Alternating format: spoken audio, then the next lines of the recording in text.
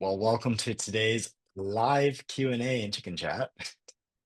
I love How's your it. how's your day been? Good. Yeah, getting getting things going and a little bit at a time. Yeah. A little bit of progress, but it's progress. I needed Progress, not perfection. Yeah. Go ahead. a day to myself to do stuff around the house.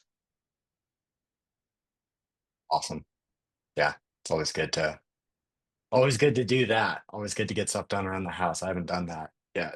So yeah. Well, today my agenda was really to go over the sprouting guide a little bit.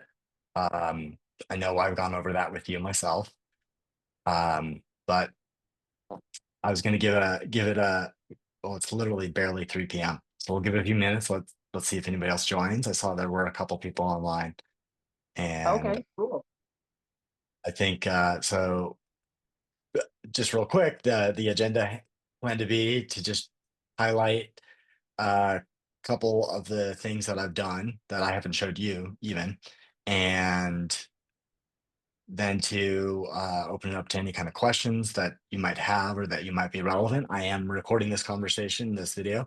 So this will be posted in the community. I'm going to start doing that on the regular basis, regardless of how many people show up, or number of participants. We're going to make this an opportunity to just use the time that I have to get questions answered. But then I've prepared some presentations that I think are going to be helpful. Much of it is the foundational chicken stuff, and I can record some of that, practice, answer any questions like that as well.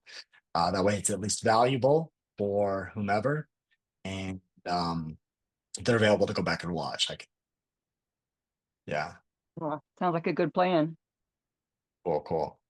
And then I know you had some really good questions about Skool and the usability of that. And so, if you are watching the replay of this, Angela in our community had some really fantastic questions offline about how to use the Skool platform, usability specifically for those people that may be less familiar with Skool. So, we are going to do our best today. Why not capture some of that? If you've got any of those questions that just pop off the top of your head, or if you're able to access them easily, I think it would be a good opportunity. I can show a little bit and we can capture that and even post that as a better video.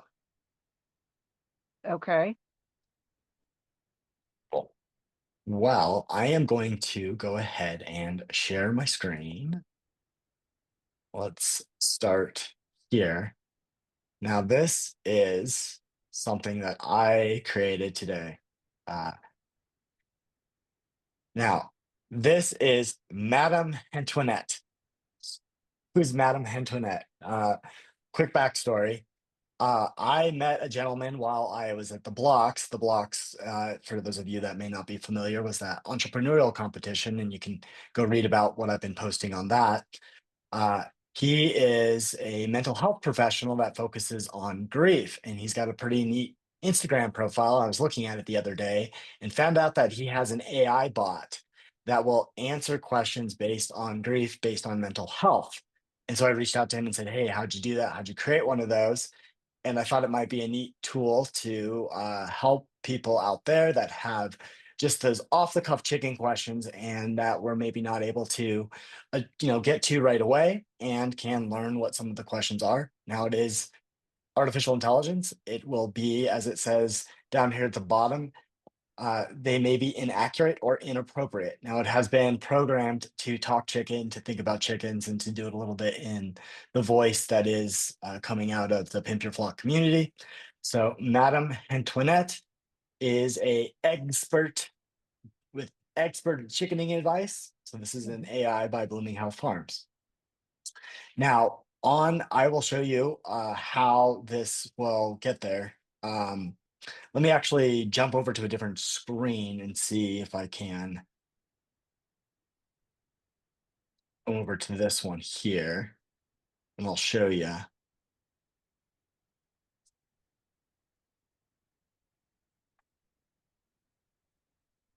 So what's neat for those of you, there's my background on my phone, chicken looking me down. So I have it all organized here, and most of us are on our mobile phones, right, these days. So, especially with Instagram or Facebook or the other things here. So I have my social medias kind of chunked into one place, and I have the Instagram profile. So this is our Blooming Health Farms profile. And when you go to our profile, it will eventually on here have this Madam Antoinette. I'm still trying to get the name. So I'll show you how I learned about it real quick because it's not quite clear. So this is the gentleman that I met on the blocks. Very neat individual. He's a grief doula. And so when you look at his profile, he's got your grief guide AI. And so this is a AI thing here where you can just ask questions, and I'm not going to prompt it. I don't want to mess up with his algorithms. So I reached out and started to create mine, and it takes a little bit of time for it to get online. So we're likely going to have to do another video showing you specifically how it works through the platform on Instagram here. I'm going to double check to see. Oops, forgive me, clicking. Let's see. So eventually it will show up right here on our profile. So for those of you that are not following Blooming Health Farms, head on over to Instagram, give us a follow, and you can always come straight to the Pimp Your Flock community right from our Instagram profile. It's pretty neat. You can also come check out this link here as well. This is our new lead magnet for the group. So for any of you out there that want to share, please do screenshot that, capture that. You're welcome to steal that photo, share it with your friends. Anybody that's got chickens or wants to, be a better backyard chicken mom or dad, invite them to our group.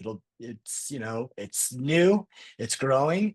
We get to be the founders of this community, and this community is really shaped by the needs and desires of those out there. And most of us want to get the best farm fresh eggs right out our back door, thinking that you guys do too. So let me switch back over real quick to Marie Antoinette. Sorry, Madam Antoinette. I've got Marie Antoinette stuck in my head. All right. So the idea really here is for those of us that are not necessarily like commercial chicken farming, to be able to have just a simple place to start answering some of those questions. And I noticed, and this is actually an attempt to draw people away from the clutter that we do still see in the Facebook groups. And there's good people in there and stuff. But as a way of us trying to get our name out there, many of us are out there engaging in other communities. And so while we're out there engaging in other communities, we can use Madam Antoinette to also help us answer some questions that maybe we don't know and look like experts ourselves. So, hey, be a little bit more of an expert out there. The idea of our Pimp Your Flock community is to be a chicken pimp on your block, in your community, in your city, and this will elevate your chicken pimp game. So, um, I have it prompted with some common questions that I've heard from people from our customers at Blooming Health Farms in chicken groups. What are the friendliest chicken breeds? How often should I collect eggs? And then I throw a plug in there for us on how do I sprout for my chickens. So if you were to click how do I sprout for my chickens, Madam Antoinette will generate an answer for you. So sprouting for your girls is easy peasy. Choose grains like barley, oats, or wheat berries. Rinse 1 cup grains, soak in water for 8 to 12 hours, drain, rinse twice daily. Harvest in 5 to 7 days when 1 to 2 inches. Chop into fodder, serve fresh. Your hens will love it. And then it asks, do you sprout anything else for them currently? So I encourage you guys to just go in there and play with it. Ask it a bunch of questions. It learns. It'll help me understand a little bit too. And I'll go back in and teach it and have it. It's actually been, it's being taught to reference chicken books, ones that I have vetted personally and ones that I know are the gold standard of small scale chicken farming. Now, there's not a lot of going to be reference in here to larger scale commercial farming. So it is going to be limited to more of the small scale homesteader, backyard chicken farmer, or just the farmer that has a smaller flock, if that makes sense. Yep. What do you think? It's cool. was hoping, I was hoping, I was hoping it was on the Instagram profile. It is what it is. It's cool. I really like it. Um, I like that it's referencing different sources and that it's like you said, it's going to be an immediate answer to a question. Yeah, yeah. I think I it's know yeah. a Sorry, lot go of ahead. times questions are sort of emergencies, like my chicken cutter foot, what do I do? And so Let's it's ask. really nice in those situations to get an instant answer.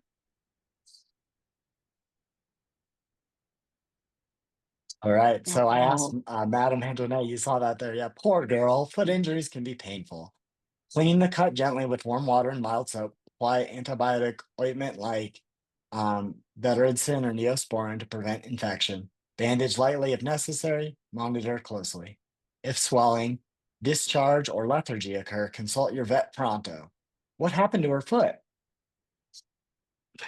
Let's fight. Let's feed it. she has a great sense of humor.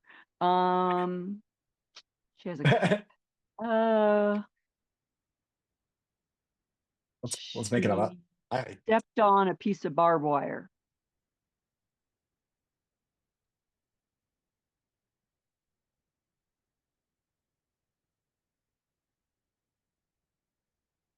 think you autocorrect. I think she stepped on barbed wire is what I said to it. Barbed wire can be notorious for injuring our girls. Besides the antibiotic ointment and monitoring, check the wound carefully for any remaining wire bits. Tweezers might Huh? come in handy. Keep her quiet and comfortable for a few days. Reduce stress. Does she seem to be putting weight on her foot or favoring the other? This is brilliant, dude. I love this. Yeah, because she keeps asking important questions. Yeah, she's favoring. I'm Uh, gonna say she's favoring because yeah, that's what a chicken would do. totally. Okay. Um, She's favoring the other foot suggests pain or discomfort in the injured one. Let's keep her comfortable. Add some soft bedding like deep straw or pine shavings to reduce stress on her feet. Limit exercise to calm activities like eating and gentle walking. How long has she been favoring the other foot? And you could go on this will probably do a dialogue for a while. yeah, 2 days. 2 days.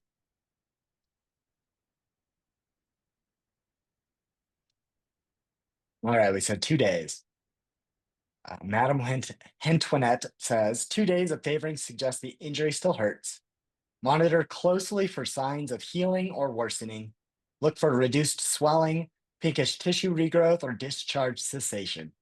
After 2 days of rest, try encouraging gentle movement. Place favorite treats slightly out of reach to coax slow steps. How does she react to gentle encouragement? Do we want to keep going or do we want to move on to the Yeah, next we'll, we'll move on, but we'll tell her we will report area? back soon. Yeah, There we go. We'll just feed the AI. Take your time, observe your girl's healing progress, and come back whenever you need guidance or just want to share updates. I'll be here, plucking with concern until your hen's foot is fully recovered. that's wonderful. That's so cool. This is great. I'm gonna be out of a job soon, but that's fair. I mean, I am teaching her. Um, at some level, I know these will become more advanced and I'll be able to link them up with my chat GPT profile, which I actually use to curate a lot of documents. It reads a lot of our business documents, and I have it referencing other chicken resources, like particularly the National Organics Program standards, the Certified Humane Standards, Story's Guide to Raising Chickens, Small Scale by Harvey Usure, and Thinking Outside the Soil, my book. Yeah, So totally. it's referencing those things. So eventually I'm gonna get it to be able to talk to each other. This was the first beta test. So we'll we'll let it Going good. well. Yep. If you need to know, I'll drop this in the comments below this video here of the replay. You can go check out Madam Antoinette, and I'm eager to hear what you may come up with and have a conversation with our newest Madam of the Flock. So I had this was the main thing on the agenda. I have already shown you the sprouting guide, but I'm going to go over just a quick video or just a quick place real quick for those that may be watching the video. This is the main page on a web page. Now I'm going to share this because most of us are using Skool on our phones. I'm going to go ahead and switch back over to the iPhone sharing and share.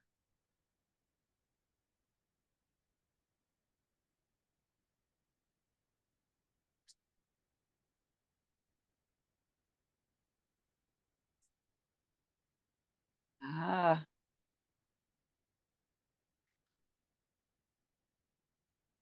okay. All right. We can all see this, yeah? Cool. Give me a I thumbs can see up. it. Sweet. Cool, cool. All right. So this is where it'll default to when you come to the Pimp Your Flock community. You'll see whatever's going on here up top. So if you tap on that with your finger, imagine my mouse is the finger, it'll go to the Zoom. It should bring up the link to the Zoom call, and you can just click there or whatever else is going on. You can also see here on our calendar any of the other events. So right now, each week, we'll see you from 3 to 4. We're scheduled to do our live Q&A and chicken chat. But up here at the top of the community, we have we have three actually pinned posts that I have arranged so that we can just go quickly to what I believe is going to be give us the quickest wins right now. So just a quick update. I have a post talking about the new courses that I've been developing, and I want to record those courses live and treat this as a VIP type session where I'm going to just have no holds bar. You guys can ask any questions. For the most part, I'm going to say, hey, feel free to interrupt me at certain places and just ask any question under the sun. No one else is going to get to do this going forward for these courses. So there's going to be a few opportunities for the founding members of the Pimp Your Flock community to have this exclusive free training. We've done a lot here at Blooming Health Farms with chickens, and it's time for me to just give it to all of you guys as much as possible.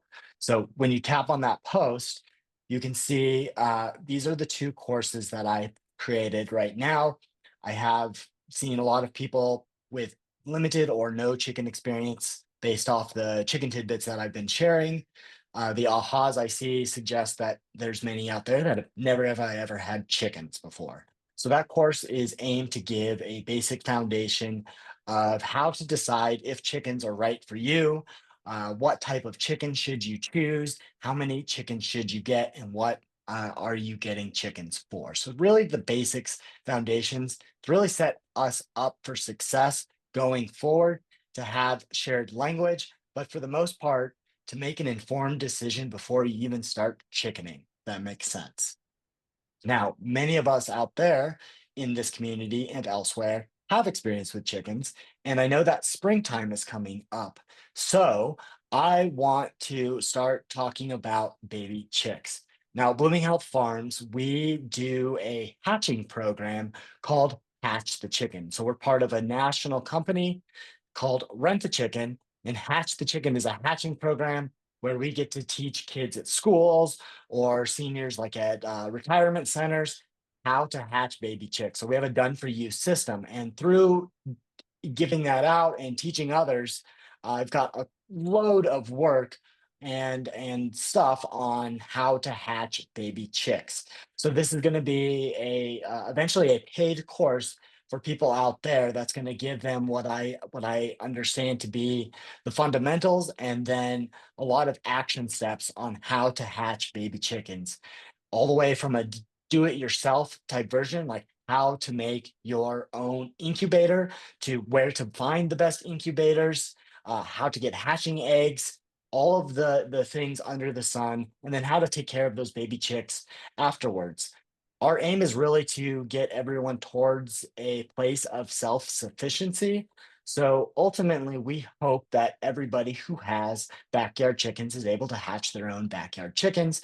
Everybody at a homestead will be able to, sustain their flock and their family by hatching their own baby chickens. And we can start stepping away from some of the other things that come with the challenges of ordering chickens like in the mail and the other things. So that one there is new courses that I am going to record live, and I'd love to have all of you in this community showing up. I know that's unlikely and unreasonable based on where we are in the world and that we have different times. So if we go back here, I have put, uh, where did that go? Oh, yeah, sorry. I didn't make the post big enough. Underneath this post, under the voting thing here, I guess I could have just read all of what happens there. Um, Drop in the comments below with a number or write out what the words are, what might be your best availability. And my aim is to align as much of it as possible with as many of you guys, and just go through this at our discretion. I would love any input, any feedback as well in this. If you have some suggestions for coordination, or if you know anyone else who's interested in this thing, let me know, and I'll reach out to them, and we'll get a group going in here. So Angela's let us know that weekend afternoons are great after her naps. I love naps myself. So anybody else right now, I just posted this, so please do jump in there. Let me know where it is your time is the most available for us. So those are the new courses that are coming up. Cool. That makes sense. Any questions on that at all? Sounds good. No. Sweet. Sweet. All right. Next thing, real that I wanted to go over. We're gonna move these around. Oh, I can't do that on the phone. Here. Oh, that's where I was gonna go. The how to sprout for your flock. Now, this is our introductory thing.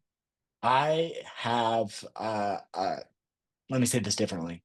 I truly believe that taking control of our feed for our flock is one of the most fundamental things that we can do to have success in any venture with chickens at all. Understanding what our chickens need to eat is going to allow them to have the most success. Now, I'm not here to tell you exactly what it is you should eat, what it is your chicken should eat. However, I want to share with you some of the strategies that we have found that will allow you to have the most success with some of your feeding strategies. And one of those strategies is to make your own feed. Now, there's a lot of different ways to make your own feed and save that money overall on all of your feed costs. Here at Blooming Health Farms, we have found resounding success in all kinds of areas by sprouting for our flock. And what does that mean, sprouting for our flock? Well, we are using raw grains and seeds and soaking them in water over several days and then feeding out live feed to our flock. And we're able to do this on a regular basis. and our hens are amazingly healthy, and our eggs are out of this world. And it's really those things that led us to lean into sprouting more, which eventually showed us that we were actually saving money over buying traditional commercial feed, whether that be the conventional feed that we got at a big box feed store, or the premium organic feed that we happen to be feeding right now. So, for context, our flock eats New Country Organics.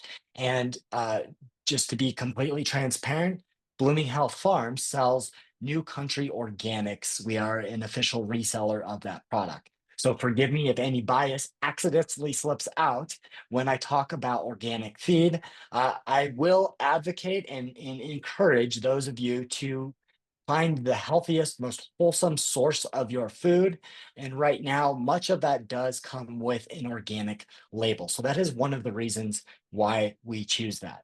Now, we buy organic seed and grains to sprout for our flock as well. And we make our own sprouting grain mix, and we call it chicken crack because our chickens will literally abandon the pelletized feed that we have every time they come out. And I'm getting ready to post a video. I caught one of our homesteaders' kids the other day running out there, and he's like, "Sprout time, ladies!" And he's just throwing the sprouts and "Sprout time, ladies!" And let's see, actually, if I can. I think now that I'm on my phone here, I'm gonna just pull that up because I believe we can capture that. Let's see what I got here. Yeah,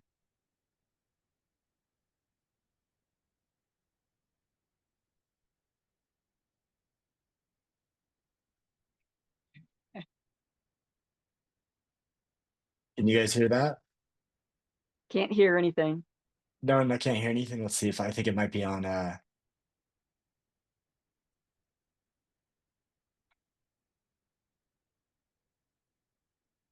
What about now? Is it coming through? No. Ah, it's probably a screen share time. So, anyways, I'm gonna post that right now. I might as well just share that on an Instagram story. So we'll just do that real quick on while I'm here. I mean, it's gonna take seconds. Um, let's go ahead and just post a new story of him throwing out sprouts. And since I'm encouraging y'all to go to our Instagram page, go ahead and check that out if you want. uh, get to hear it. Now you can actually hear it. But yeah, it just tickled my heart to see him doing that.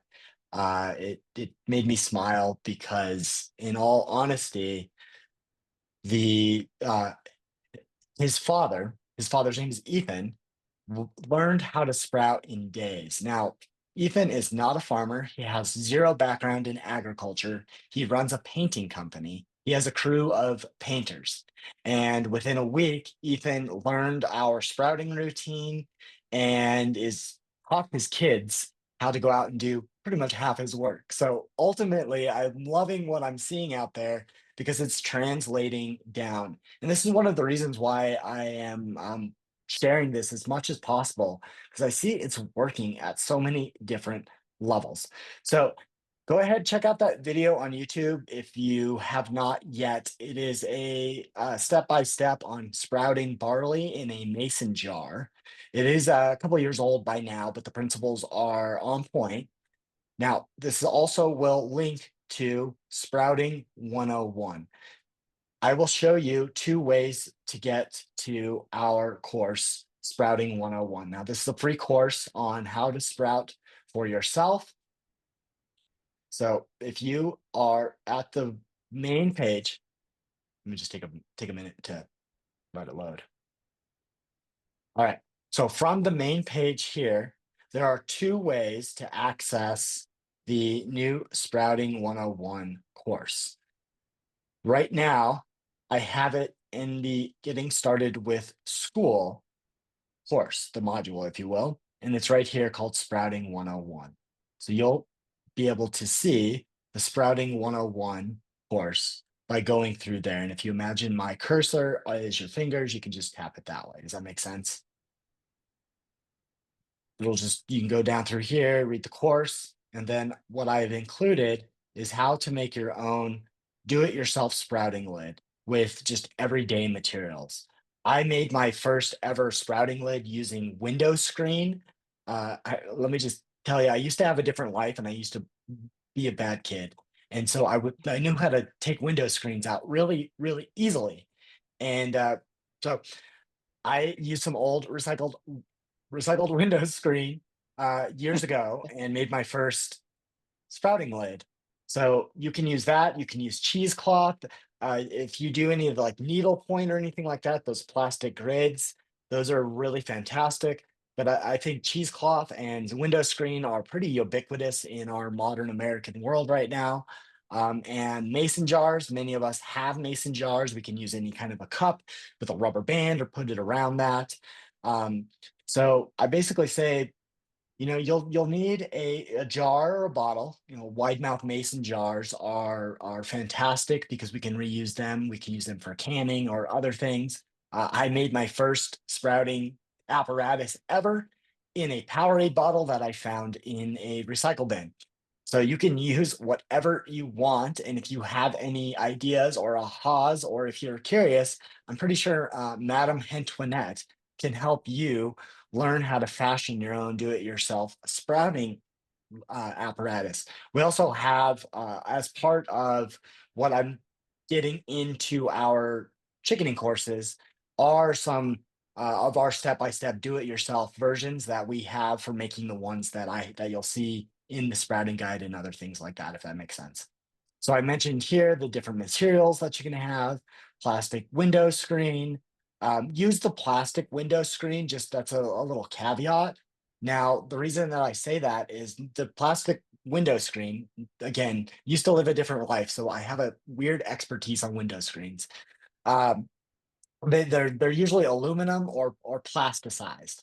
Now, one of the challenges with the aluminum is that when we put them on the metal bands with the mason jars, the metal in the band and the aluminum will actually start to create rust. So you'll get a bunch of rust, and it's just a chemistry thing that happens.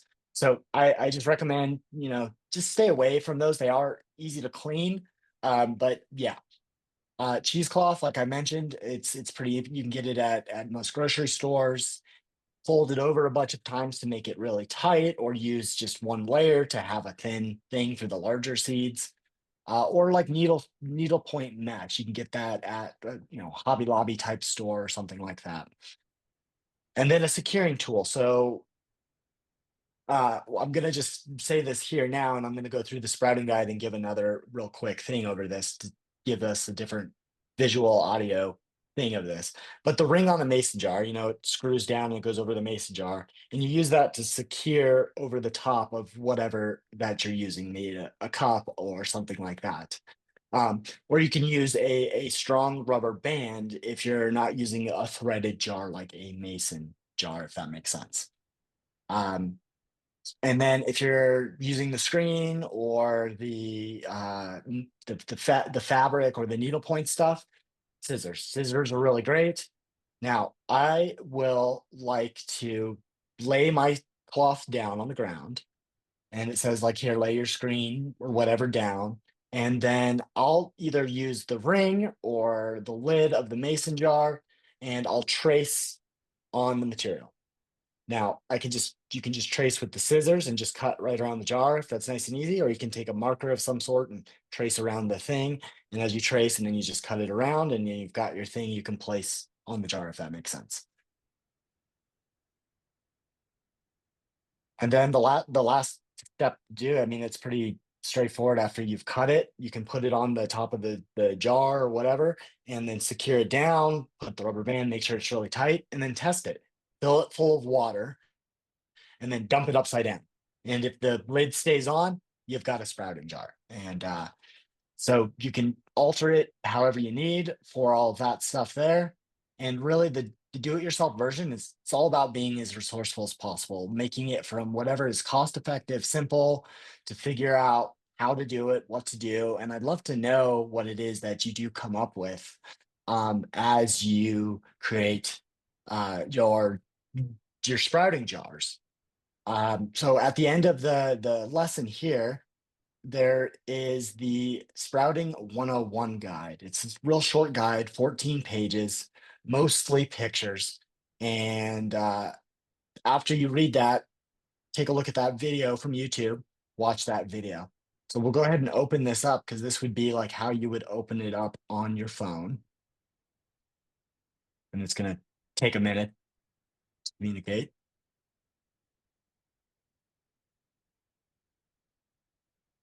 Oh, that is not the one. Why did you not go to it?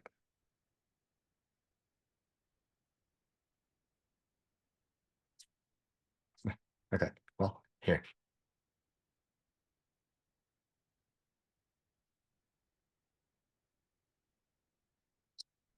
We're going to get us to the guide here because I want to show you the guide.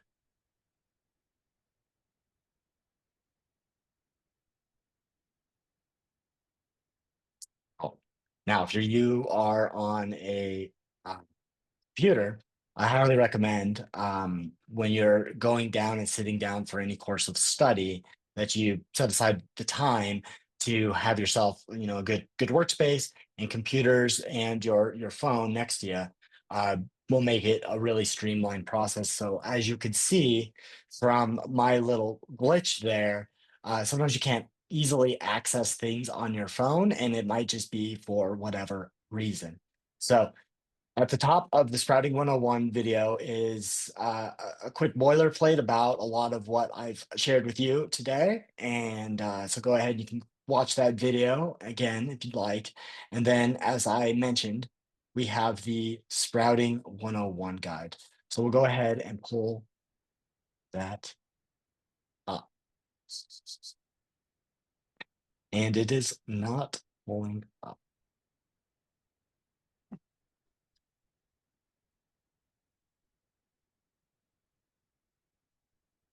Oops. Yeah, that's the oops. But hey, you know what? I have the hard document on my thing. So we're gonna make sure that after this call we get it on there and get that fixed.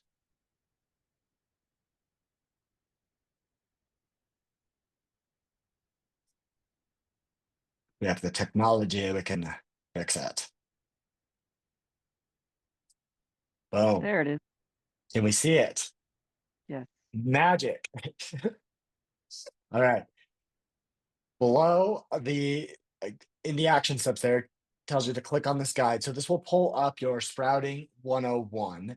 Now I use 101 because I'm a little bit nerdy and I love school references because we're in school, right? So this is extracted from my book, Thinking Outside the Soil. If you haven't had a chance, check that out. You can listen to it, you can read it, you can have somebody else read it to you, whatever makes sense. Um, and so there's a little bit of stuff you can read on here, and let's just get into the good stuff and show you. So I also have included in our Sprouting 101 guide another written version of the do-it-yourself sprouting lid. So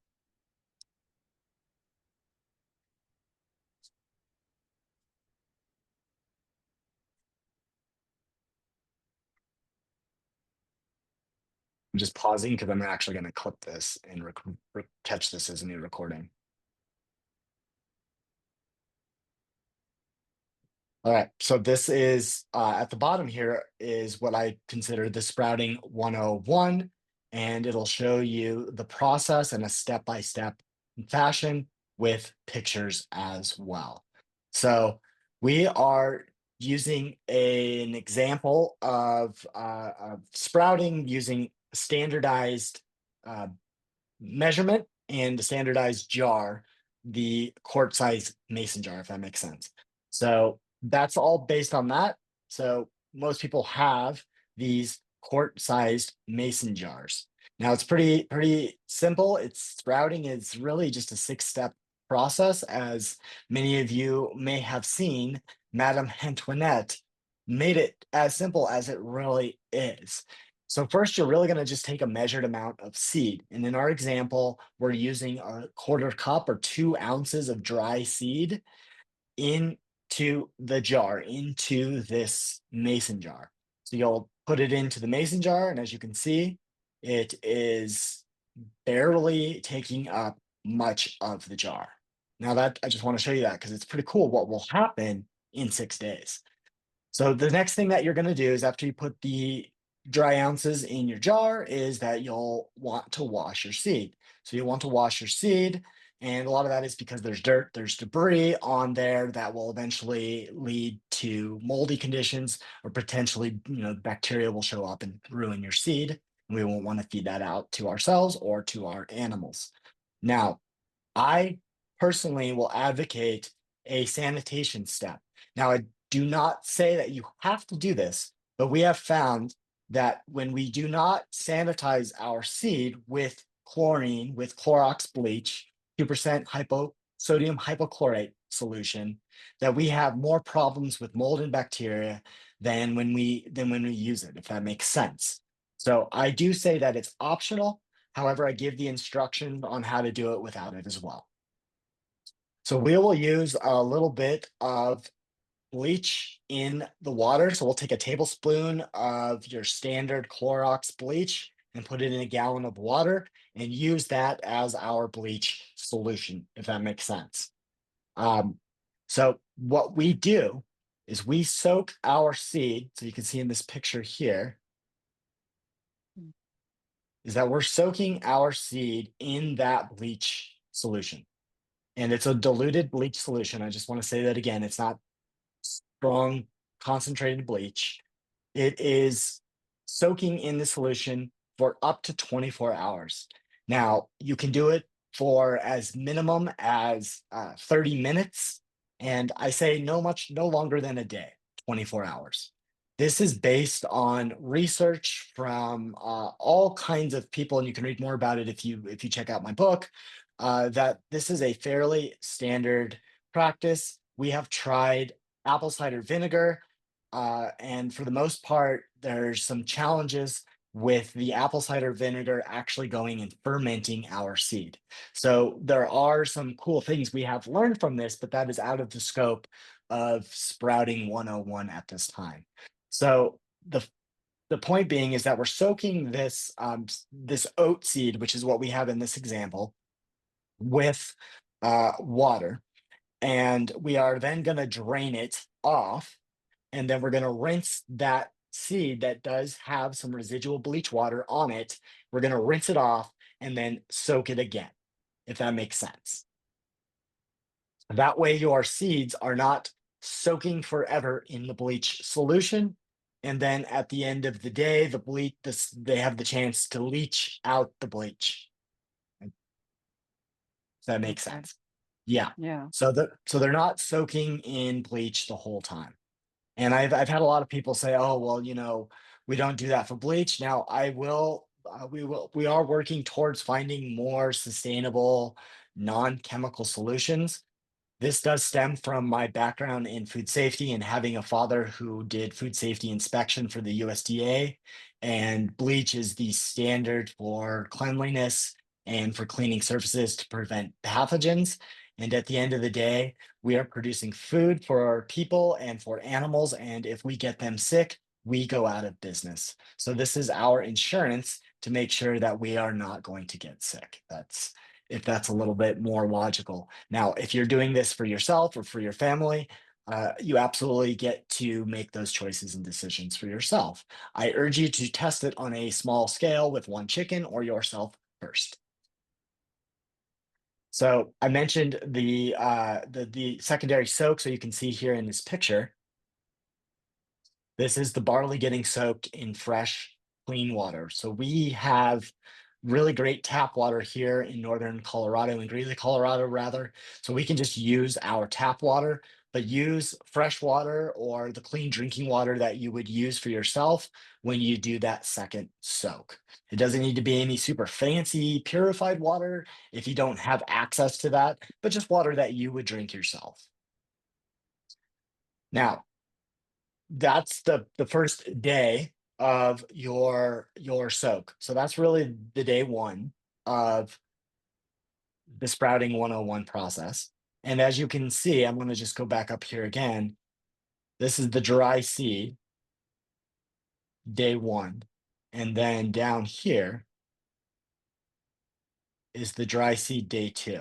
And it's hard to see that mark, but that mark where my cursor is this about where that mark is on the dry picture. So you can already see in just one day how much the seed in there, the grains rather, have soaked up their seeds, have soaked up the water. It's pretty remarkable. So now what we do from here on is pretty straightforward. We let that finish that soak, which we recommend for a maximum of 24 hours, and we drain off all of that water. So we'll drain off that water, and then I'll add water. We'll rinse it. So if you've already seen the video example, or if you go and watch the video example, you'll get to see me rinsing and doing this. So we will drain off our water. We'll add some fresh water back to it, and we'll drain it off again. This is what we call our rinse and repeat, just like we do with our hair when we wash it. We rinse and repeat. Now, the point of that being is to I said initially rinse off that residual bleach that may be in the water, and it is there. You can smell it when you smell it. You will smell bleach.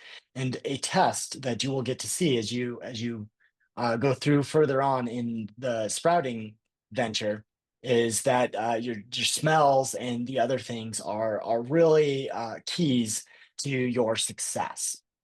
And that's how we learned about fermenting. That's how we learned that we can still smell bleach. And when we don't smell bleach anymore, we can tell that we no longer have bleach on there.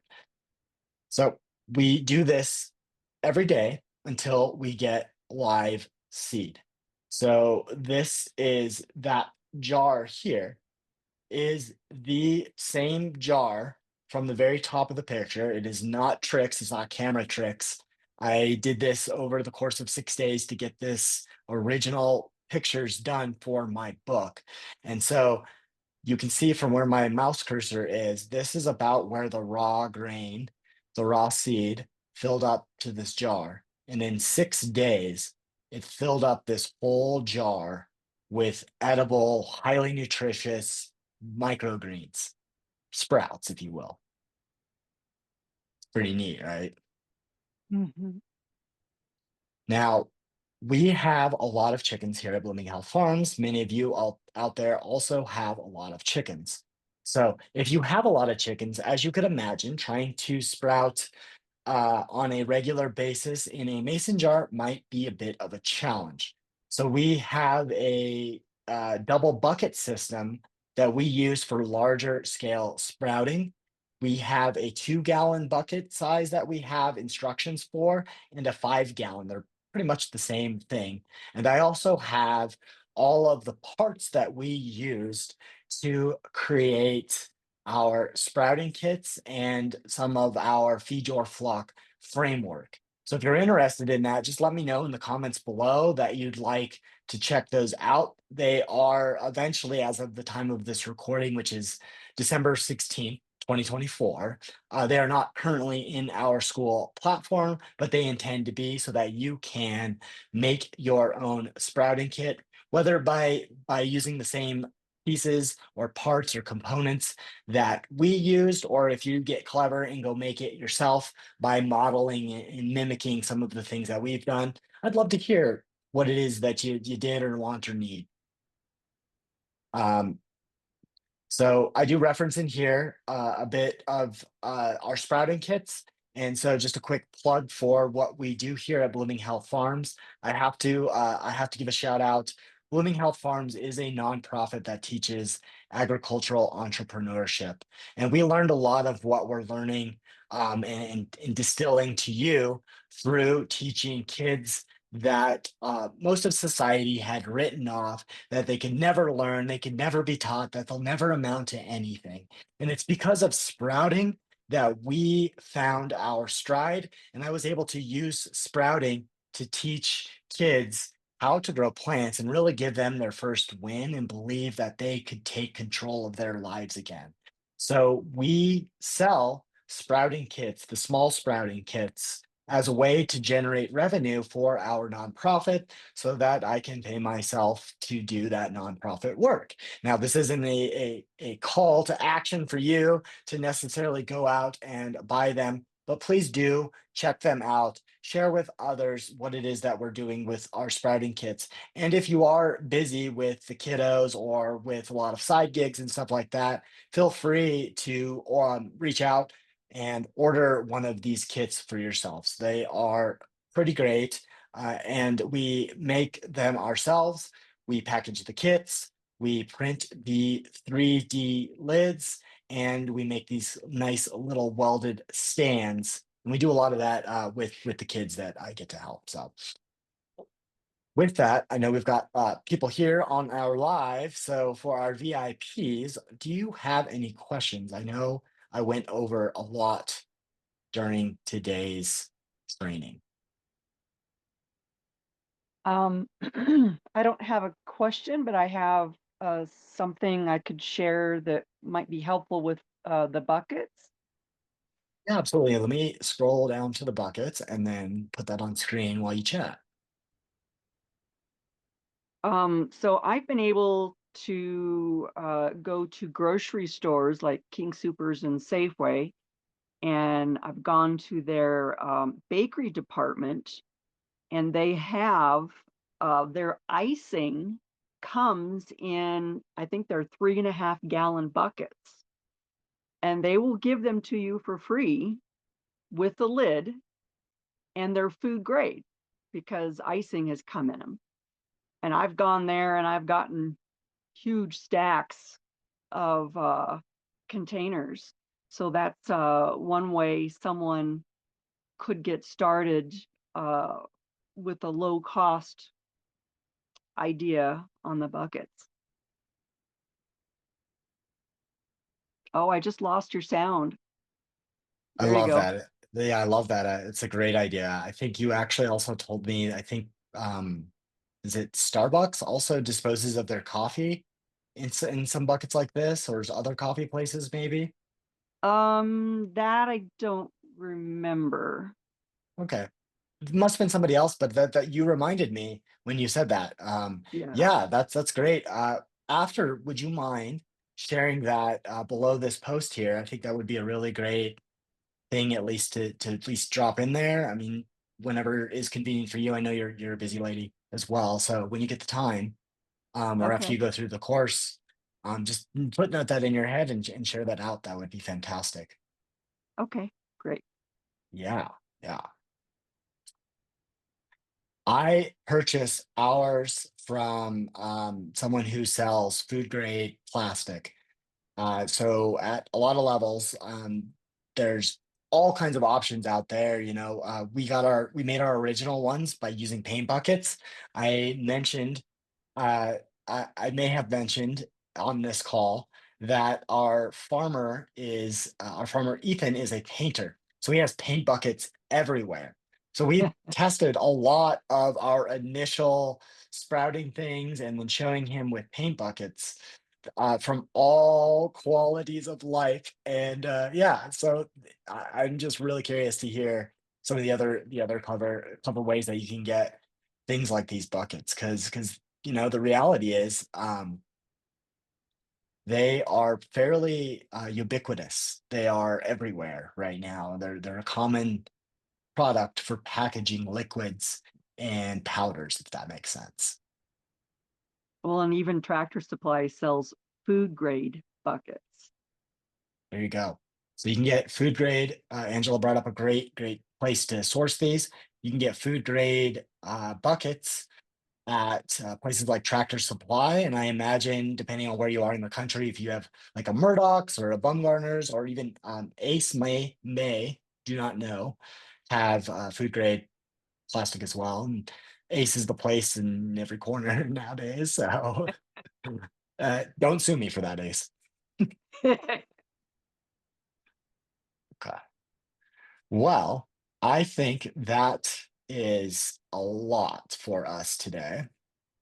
And primarily what did I wanted to go through and go over today. So let me swap back over to the school page,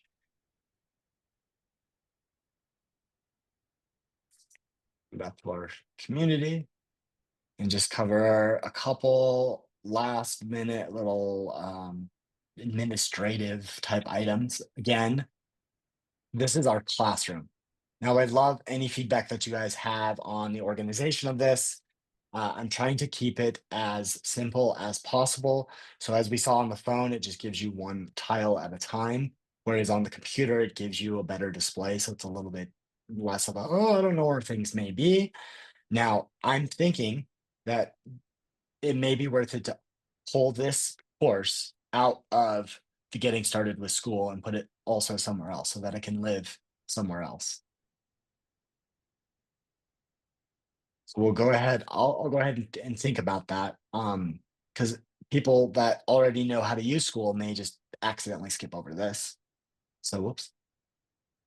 So I am going to create a new section specifically for our live Q&As and chicken chats. So starting today, we're going to have our weekly live Q&As on here, and then we will nest them in here, and we can actually use those if we need to learn from, to communicate from, to reference in the future if we need to.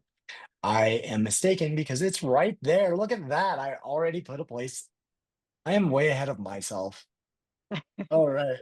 Let's just go back real quick because, okay. Our live Q&A is here.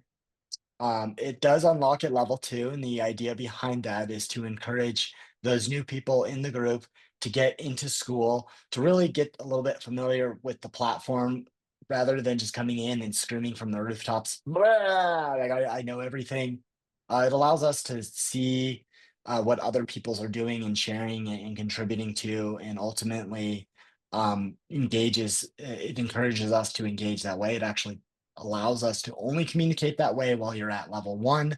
So then at level 2, the idea is really because I've seen at least a level of commitment, and many people have questions about how to raise chickens and things related to chickening. So we're going to go ahead and put these live Q&As in our session. We had our first Q&A on October 8th, 2024. We have not had any Q&As since then, mainly because no one's shown up. So we are growing, and it's because of people like you that our flock is going to thrive. So you can go ahead and check out the future replays here. If you're seeing our replay today, you'll likely found this already. So with that, I am going to bid you adieu